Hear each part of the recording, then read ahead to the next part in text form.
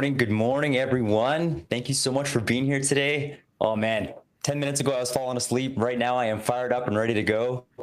Yeah, to everyone who's here with us already, thank you guys for showing up today.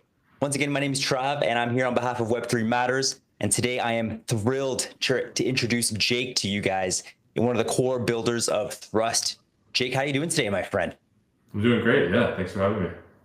Excellent, man. Excellent. Yes, no, so glad to hear. And thank you so much for taking the time today. Just as a little teaser to everyone. Actually, maybe, you know what, let's go about it this way, Jake. Why don't you take a quick second here and just give us a high-level overview of Thrust itself, just so that Sure. my next couple of questions here will make more sense and kind of build that excitement about what it is that we're talking about today. Totally. Yeah. At Thrust, we're trying to build like the financial layer of culture, right? I think we're really kind of entering the CCM type, ecosystem, and we're trying to empower creators to, find a new revenue stream and allow fans to better align and share in the upside of their favorite creators. So it's really connecting both of those things. And we're able to, for the first time ever, capture that attention and turn it into an asset, right? So in the form of like, creator or culture coins. Yeah, that's what we're doing at Thrust. Excellent. Well, without further ado then, Jake, I appreciate you answering that question. Let's just dive into it. I'm going to throw my Cool. first question your way and yeah, let's just have some fun here. So Jake, during my research, I saw that you bought Bitcoin at $5 back in the day, and you even Hmm. mined it for a certain amount of time by yourself. Apparently, you cashed out at $10, and then you pivoted. Yeah. You pivoted into marketing, only to jump back Yes. into crypto around Yeah. 2016 to 2018. Yeah. So just kind of throwing all that out there, my specific question to you is, what was that aha moment that pulled you back into crypto after that early flirtation? And how does that kind of inform the way that you're helping build Thrust? Yeah. So that's a really great question. I was always kind of attracted to the space because, like as a media buyer, you kind of do things on the edge. You problem solve a lot. You try to find, creative ways to navigate media buying as a whole, and just the creative side, technical side, etc. So I found, crypto at the time, especially when I jumped back in to the DeFi space, like kind of Pancake Swap, Phantom era. I found it to be like this like hacky kind of financial, ecosystem, right? And it kind of like resonated with me in that way, where I could, sit there and kind of like hack your way to making more money, right? And like that's how it kind of felt when I was on the media buying side. So of course it was attractive. I think it was a really cool time. That DeFi summer, I think everyone was calling it.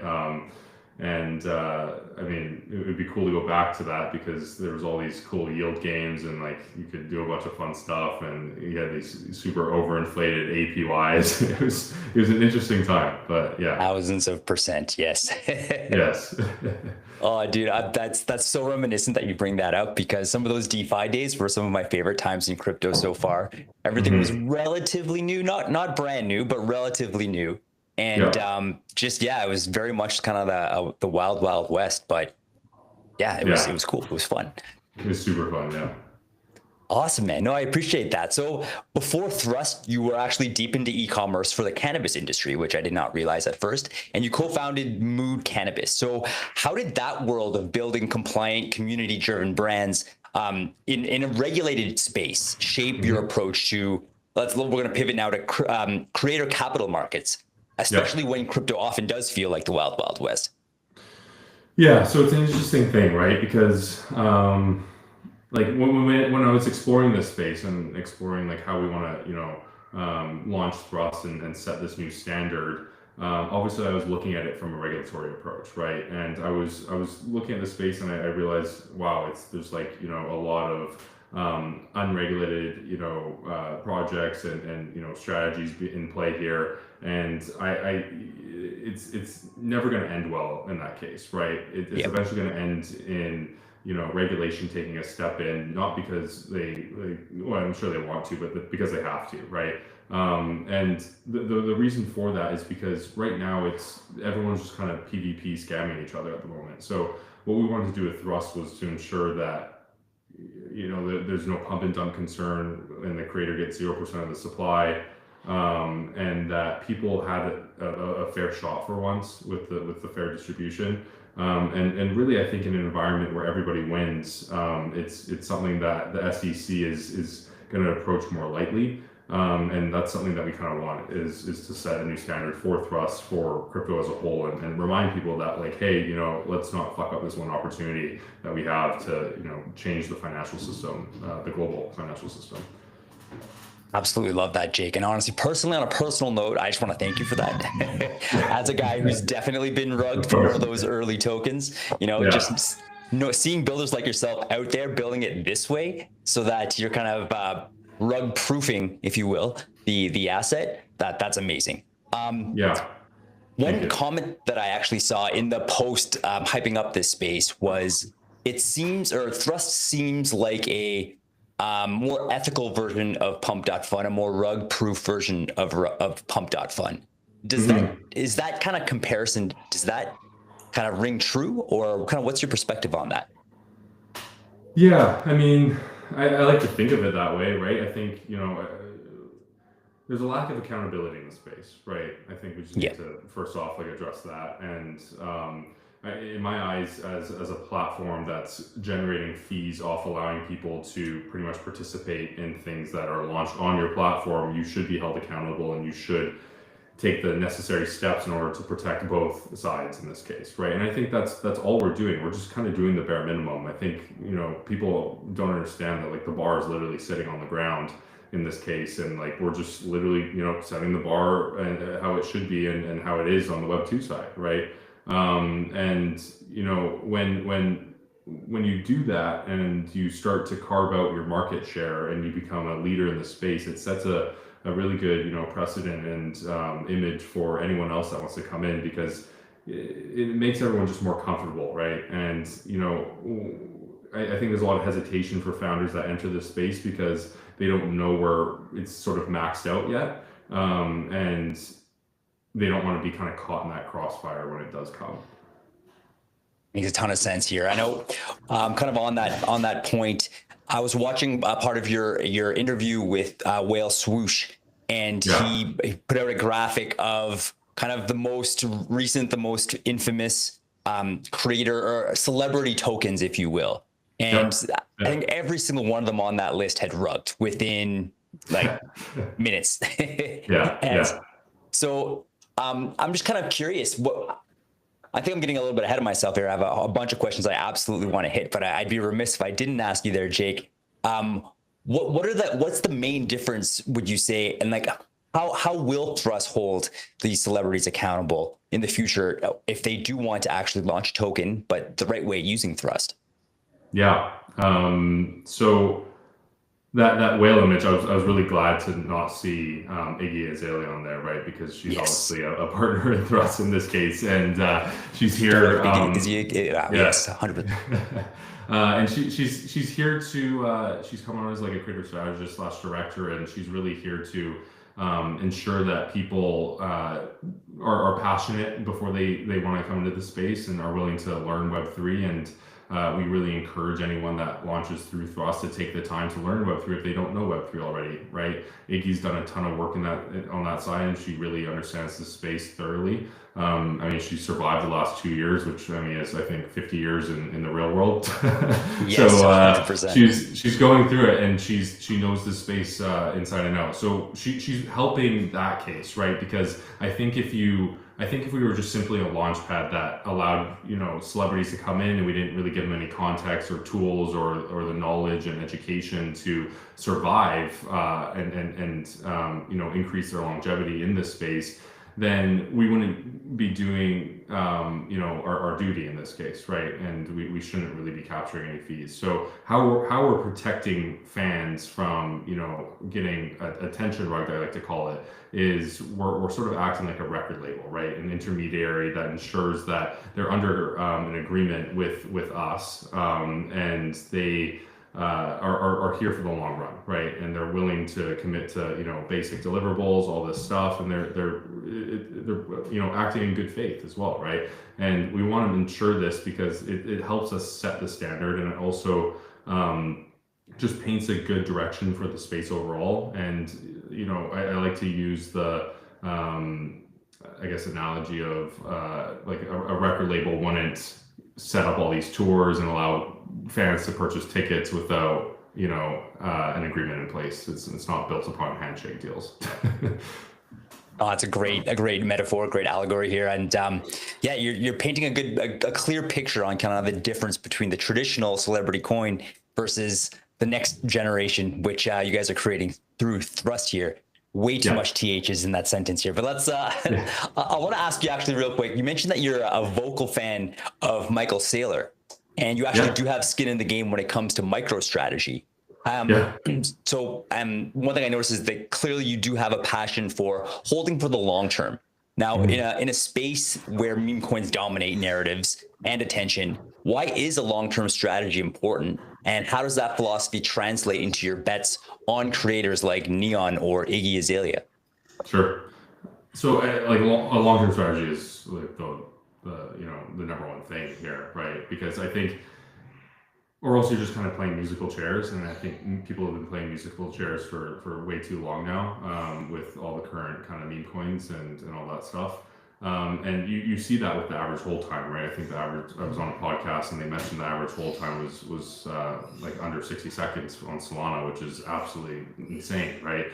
Absolutely. It just doesn't make any sense. So really the idea behind the vested pre-sale on Thrust was to ensure that we have enough time to kind of prove to the buyers that, hey, we're here to stay here, we're here to deliver. And I say here as in Neon, is here to deliver. He's trying to provide value. He needs to kind of prove his worth, right? And that takes time, it takes repetition. I mean, obviously you've seen these past couple of days, all the FUD that came out. People are slowly becoming more receptive to the idea of this.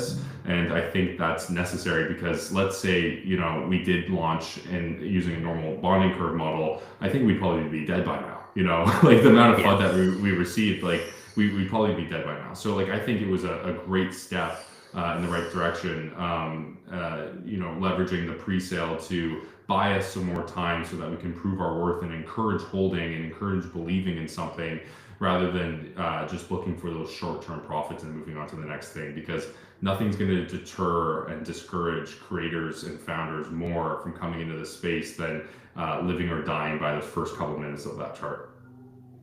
I love that. Thank you, Jake. Yeah, that's actually, you lined me up perfectly for my next question here that I had for you, and that's specifically about the bonding curves.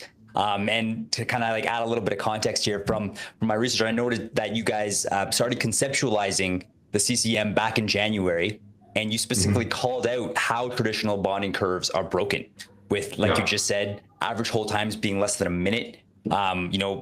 Things like celebrity coins only being purely speculation, zero staying power, zero incentive to actually hold it. So what kind of, around that time, what was the spark that made you say, we need a mechanism that forces creators to commit to the long term?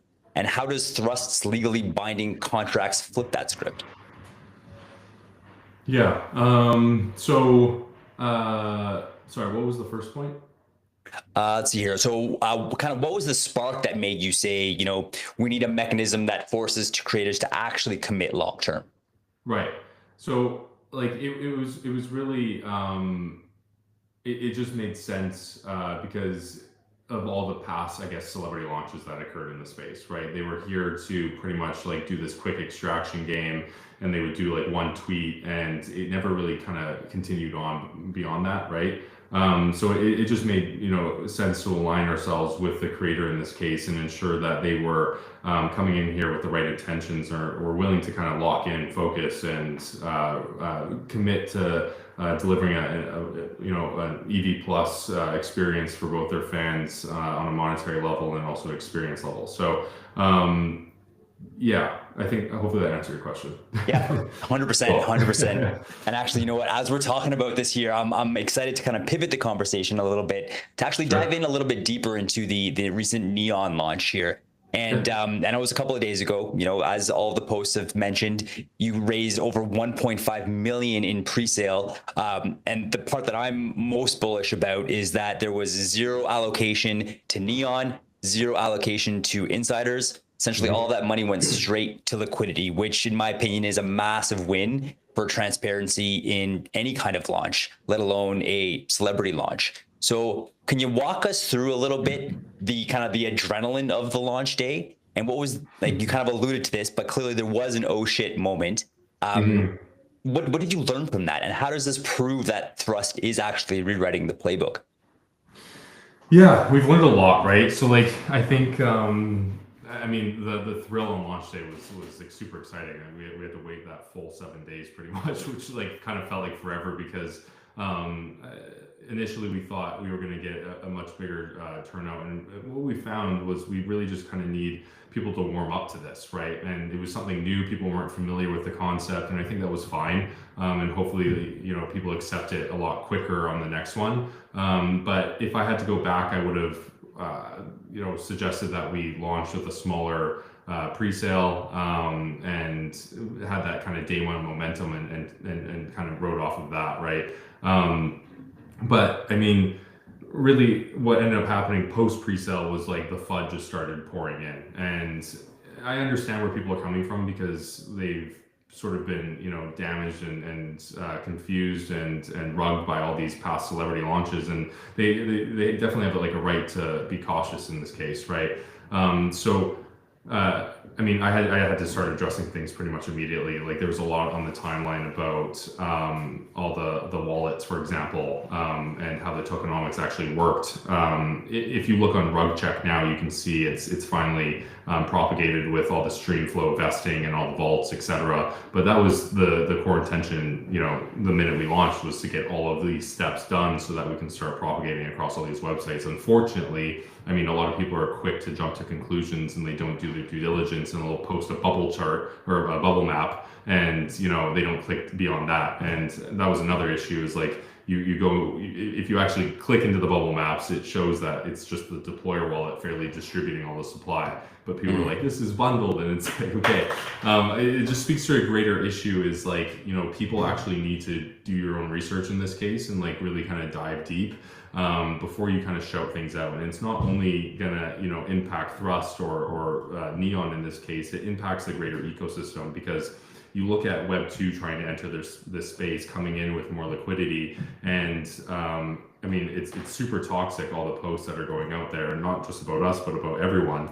And then people, you know, complain that there's no liquidity coming in the space, there's no alt season, there's no this and that, and they wonder why. And it's because no one's doing their own research. No one's, you know, spending more than 60 seconds coming up with a conclusion. And in the reality, that's just going to affect the overall space. But I mean, going back to your original question, this is a learning experience for us as well, and we plan to take, you know, all feedback, negative and positive, and make iterations and learn and grow as a platform, because that's what we're here to do, right? I mean, no one was perfect day one. We're not claiming to be perfect day one, but what we're claiming is that we're here to stay, we're here to learn, and we're going to continue to build within this Solana ecosystem. Perfect. And I mean, like the fact that you are out here in the open, talking openly about this, you know, you're putting rumors to bed, you're clarifying misinformation that was out there, is huge, and I commend you for that here. And I also wonder, and I'm curious to kind of maybe get your take on this here, with the overall markets looking quite red, you know, Bitcoin back under 100K, Solana back below even 150K, 140K. Do you think that some of this could just be misdirected frustration from the overall market sentiment right now? Yeah, maybe. I mean, we had this massive black swan event, like, you know, what, two weeks ago, 3 weeks ago or something, and it wiped out so much liquidity in the market. I mean, I could go on a rant about that, but I think you know, going back to like spot trading and avoiding leverage, I think is super important for the longevity of crypto overall. I mean, I haven't looked too deep into the data, but I believe, you know, the stock market trades on a lot less leverage than the crypto market at this point. And there's definitely more spot buyers on that end. And I think that's important, right? It speaks a lot to this, right? It's already volatile. Why are we making it even more volatile?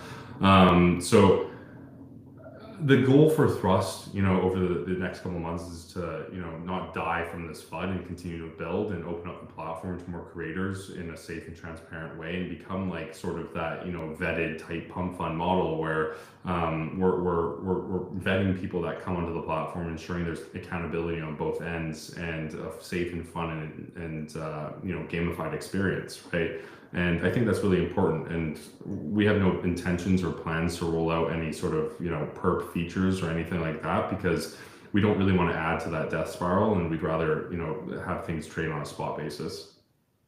Makes a ton of sense. Yeah. And for anyone, just for some context on that recent crash, I think that was tens of times more significant than even the FTX collapse that happened back right at the beginning of the bear market prior to this one here. So, the last bear market rather. So yeah, that's wild. And again, I commend your conviction on wanting to just continue to build the right way. So maybe just real quick, I just want to shoot out an optimistic and exciting question that I had baked in the back of my brain here. You clearly you've partnered with Neon, Iggy Azalea. Any other plans for future partners that you're at liberty to share with us today?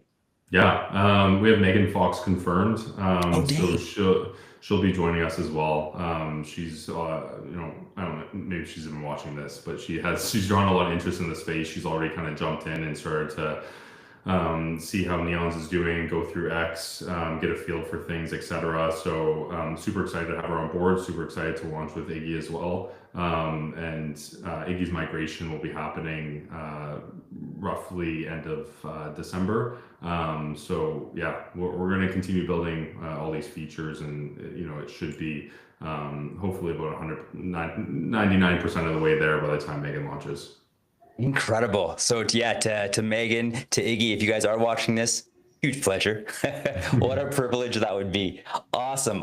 Maybe I'll just kind of off the cuff here question for you, Jake. How do you guys go about forming those partnerships with these like mega celebrities that are out there? Like how do you, can you maybe walk me through that process on what that looks like, or maybe dive into your network a little bit? Yeah. So a large part of it is, Iggy's had a lot of interest in this space and a lot of other celebrities reach out. But up until Thrust, she didn't feel comfortable introducing them to the space because there wasn't really a platform for them to safely and fairly launch a coin, right? Mm-hmm. So I think we're definitely catching up on all those people that started to reach out to Iggy over the past couple of years, and then we're also vetting them and ensuring that they want to be here. They want to learn about the crypto space. They want to do more than just launch a coin and really figure out ways to get better experiences and value back to their holders and fans. So that's part of our process. We're happy for anyone to kind of reach out. We've had a lot of people actually reach out since we've launched, and we've drawn a lot of interest. So it's super exciting stuff. I think the platform itself needs to catch up, but it should be kind of perfect timing if Trump decides to send out some stimulus checks and the market turns around, and we might be timing this dead on. Oh, that would be fantastic. Best case scenario here. Perfect. Lots of exciting stuff there, Jake, and I appreciate you sharing that with us here. One question I did want to ask you here is about more specifically to Neon's launch and kind of how the Thrust platform works itself. I noticed that there was mention of, like, specifically for Neon, early access, or there was trading for XP rewards. Can you maybe tell us a little bit about how that works and what the deal is with that mechanism?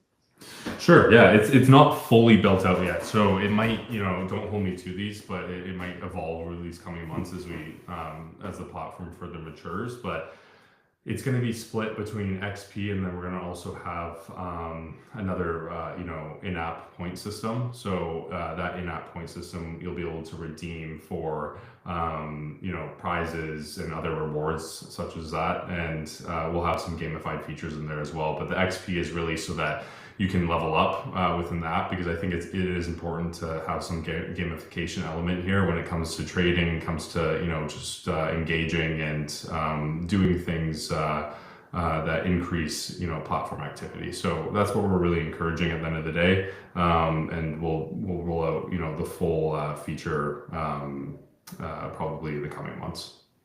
Awesome. No, that's excellent. Like anything gamification, especially for a lot of people who would be interested in, investing in celebrity tokens or Mhm. CCMs. I think that from my experience and just from, having my finger on the pulse of the ecosystem, that's a Yeah, match made in heaven here. So maybe exactly.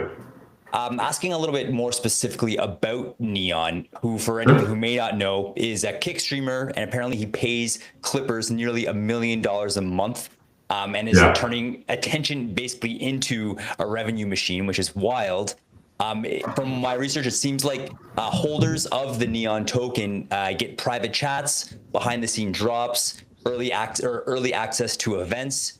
Almost seems to be like a VIP pass to the Neon culture here. So Yeah. how do you see this utility evolving and to make holding the Neon token feel indispensable? Yeah. So it's a great question. I think it really comes down to continuing to roll out utility, but not in a way that continues to like overinflate it, because we want to be careful not to roll out too much, and because you can't really take that back, right? So it's really about providing the overall experience, and bettering the experience for these actual token holders. And Yeah, I mean, with Neon's case, like he's figuring out ways to really embed the coin into his overall experience, and he'll be rolling something out and probably announcing it pretty soon. He wants to do this couple days of live streams where the holders actually get to decide what happens on the stream. So it's like Wow. cool stuff like that. Yeah. And we're going to be working with each, curated creator in this case to come up with these fun experiences and ways to better connect, and really just provide the value on Thrust alone. And yeah, I mean, it's exciting stuff, and I'm excited to see what happens with Iggy and what happens with Megan as well.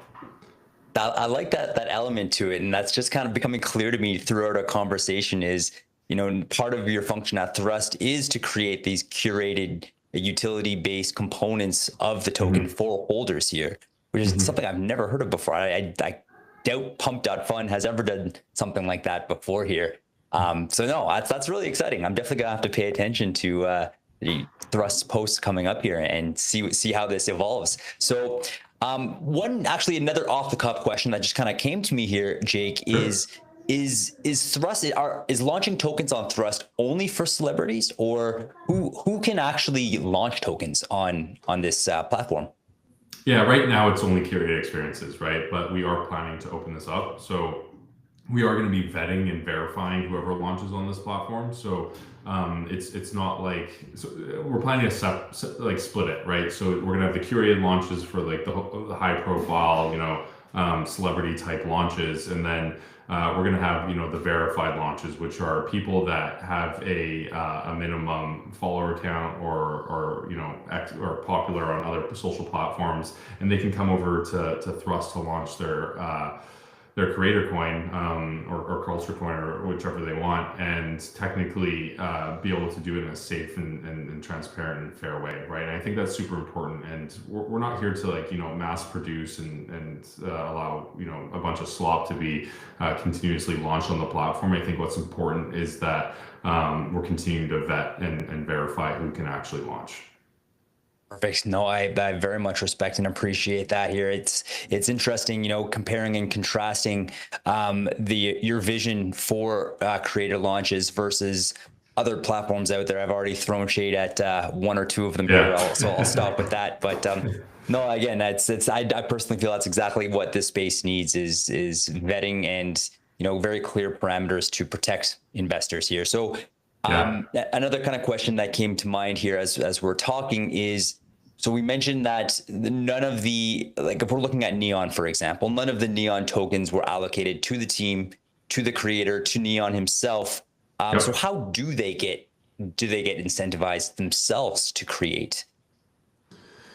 Yeah, so I've always been, cautious of, I guess, creator allocation, right? And even team allocation, sort of, because it's something I can't wrap my head around fully. And well, I mean, I understand how it works, but like, I guess my point is, X isn't receptive and aren't willing to allow team or creator allocation to get sold off, right? They see that as a sign of, discontinuing support for the actual coin itself, and it's a negative, action, and it leads to more sell-off, right? So if a creator or the team can't realize that value ever, then what's the point of them holding it, right? And that's what we kind of that's what led to that conclusion of, let's not allow any creators to hold any percent of the supply if they launch on through us, and they should definitely only be earning off of the trading fees, right? Because in my mind, I think it's wrong for to make creators I guess focus on the market cap and the price, because in reality, I think it should be focused on the volume, and that's where they're technically earning, and that adds volatility, and that adds fun, and adds to the overall story.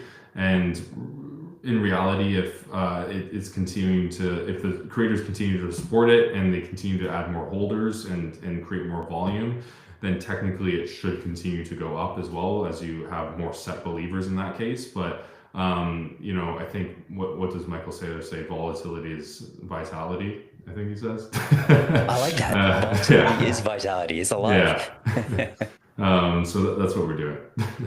Awesome. Okay, so that's great. I appreciate you clarifying that. So it's actually the trading volume that is generated from the token, that is then a percentage of that, I imagine, would be allocated to Neon himself. Yeah. Really exciting. And I also read, or heard rather, I was listening to some of your previous live streams, that there's also a staking component where part of those fees are actually given back to holders as well. Can you clarify that? Yeah, so how that works is it pretty much buys back and then distributes the Neon coin, or whichever said coin has the staking mechanism applied.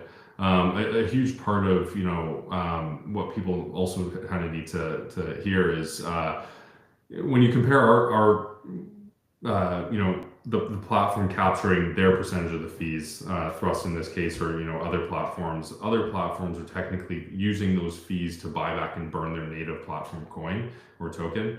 And the problem there is, I think, it kind of cannibalizes and pulls liquidity away from the hands that are feeding them, right? And in my eyes, that just doesn't make any sense. And when I saw that, it's technically just kind of feeding private investors and anyone that bought in early on the native platform coin, right? So I think it's another form of extraction in my mind. And before we even consider rolling out, a native platform token, it's something that I want to ensure that we're not doing to the creator coins that are launching on the platform, and something that Thrust is committed to doing until that point is reinvesting into these creators and into these creator coins on the platform.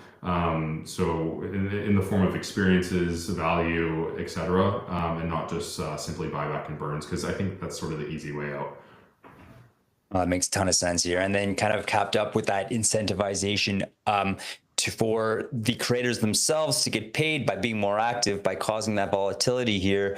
It seems like a very solid strategy. And it sounds like Neon himself has already made a pretty decent amount just in the first early days, just from that revenue type. So it definitely seems like it is worth it for them to stay active with the community.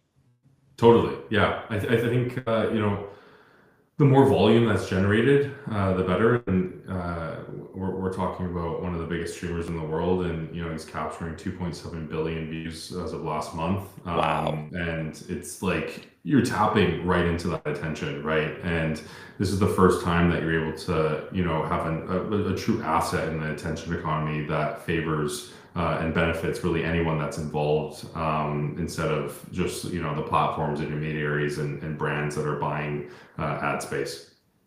That's awesome. No, I appreciate that. So I've got two more questions for you, and then I would like to just kind of invite you to kind of share any sort of calls to action or any further thoughts at the end of the stream here. But the one question that I have for you, it's more of a high level one. So it's very clear that Thrust is bridging Web2 creators like Neon, like Iggy Azalea, into the Web3 world without rug risks, which is mega. So what's your bold vision for the brand, let's say 12 months from now, where more celebrity backers like Iggy Azalea, wow, I always struggle to say that, global CCM adoption, or something that redefines how we own the culture? And if you could steal one idea from Michael Saylor to supercharge it, what would it be?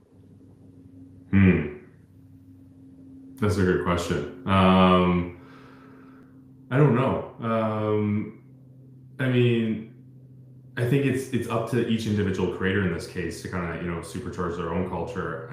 I don't have like a direct answer for that, because I think that all of them working together will sort of, supercharge that culture together. But I think each individual, like no culture is like, sorry, not no culture, but like typically culture is different, and it varies culture to culture. So I think, if you had a collective of that, it would just kind of, boom. But I don't know if I could take anything from Michael Saylor in that case.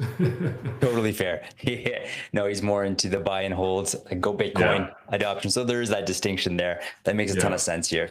And then maybe my last question for you, Jake, is just kind of, this one's a bit more in terms of community building itself. I know a lot of my audience here are either creators or builders trying to build their own communities themselves here. So in the short amount of time that the Neon token has been in existence, have you gotten any feedback from Neon himself on the value add it's had to kind of him building his own community?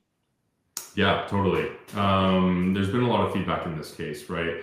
Both positive and negative. I think it really comes down to forming a place where people can, discuss about common topics and share similar interests and belief. And that was like, one of the important features that I wanted to roll out on Thrust, which is having these community posts and community chats, so that we can centralize that communication instead of it being kind of spread out among X, Discord, and Telegram. So he has gotten a lot of feedback on that, and I know a lot of his community lives on X, so we're trying to communicate in there and direct people over to Thrust to chat as well. And I think it's about, just getting everyone together, everyone on the same page, and ensuring that you're answering any FUD and being direct and transparent with as many people as possible. And I think the community itself respects the honesty and transparency. 100%. No, from my experience here being in crypto as well for 5-6 years now, that is the number one way to combat FUD, is just to be open and transparent and available to your community to actually have those conversations like you are doing today here, Jake. So no, that's it for me for questions here. I'm super grateful that we were able to have this conversation here. I really appreciate your openness and your honesty when it comes to, the challenging topics that we covered today, but also your passion that you've been able to communicate to us about the work that you're doing for the creators that you're supporting and for the communities you're building here. So to wrap it up there, Jake, my absolute pleasure, my friend. Absolute pleasure here. I'd love to kind of send the mic your way. Please share any calls to action you'd like to share with the community here, any sort of last minute topics that we haven't hit, whatever you would like to end us off with. The opportunity is yours. And please take it away. Awesome. Yeah, I mean, go follow us on X, thrust.com. Feel free to reach out to me, /JakeAnafave on X as well. Go visit Thrust, explore the site, explore the app, give us, whatever feedback that you think is worth sharing, and we're going to be open ears and happy to connect with as many people in the space. But yeah, thanks for having me. I appreciate this. This was great. Absolute pleasure. Wow. Well, let me take that one more time here. Absolutely. It's Friday. It is Friday. End of the day. Zero excuses here. I just want to take a moment and thank all of our viewers here who are watching live and who will be watching the replay. Really appreciate you guys being a part of this conversation here. It is a pleasure to host legends like yourself, Jake, who are actually building in a way that's trying to improve the crypto space. It's a privilege. It's an honor. And that's about that. So definitely stay tuned, everyone. Make sure to give thrust.com a follow on X. Put those notifications on. Sounds like there's going to be a lot of exciting updates here. And without further ado, hope you have a wonderful rest of your day, everyone. Jake, thanks again. Have a wonderful day. Thank you. Take care.